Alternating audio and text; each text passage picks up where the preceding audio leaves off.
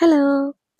ഇന്ന് രാവിലെ എഴുന്നേറ്റ് പുറത്തിറങ്ങിയപ്പോള് ദാ ആ കാഴ്ച ഞാൻ കണ്ടു. വേറെ ഒന്നുമല്ല, ഞാൻ ആഴ്ചകളോളം വെയിറ്റ് ചെയ്ത നാട്ടിൽ നിന്ന് വന്ന പെട്ടി.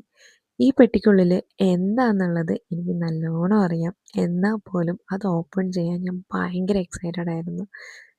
ആൻഡ് ഓൾസോ ഈ പെട്ടി ഈ മാസം വരും എന്നുള്ളതും എനിക്കറിയായിരുന്നു. വേറൊന്നും കൊണ്ടല്ല, ഈ മാസം ഏപ്രിൽ 12-ാം തീയതി എൻ്റെ ബർത്ത്ഡേ ആണ്. 26 വയസ്സാണ് എനിക്കിപ്പം.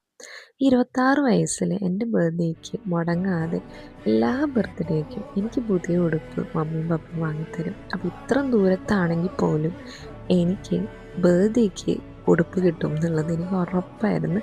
അതുപോലെ തന്നെ ബർത്ത്ഡേക്കുള്ള ഉടുപ്പ് ദാ എനിക്കിവിടെ കിട്ടിയിട്ടുണ്ട്.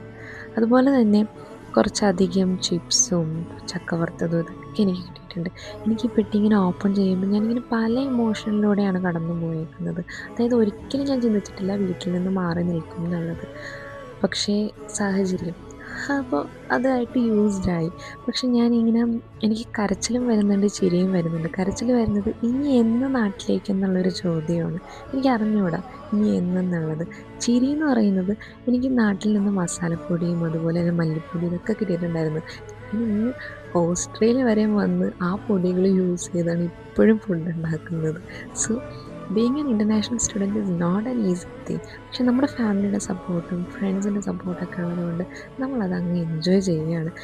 നമ്മൾ എല്ലാ ഇൻ്റർനാഷണൽ സ്റ്റുഡൻസിനും റിലേറ്റ് ചെയ്യാൻ പറ്റും നമ്മൾ ഏത് സാഹചര്യത്തിലൂടെയാണ് കടന്നു പോകുന്നത് എന്നുള്ളത്.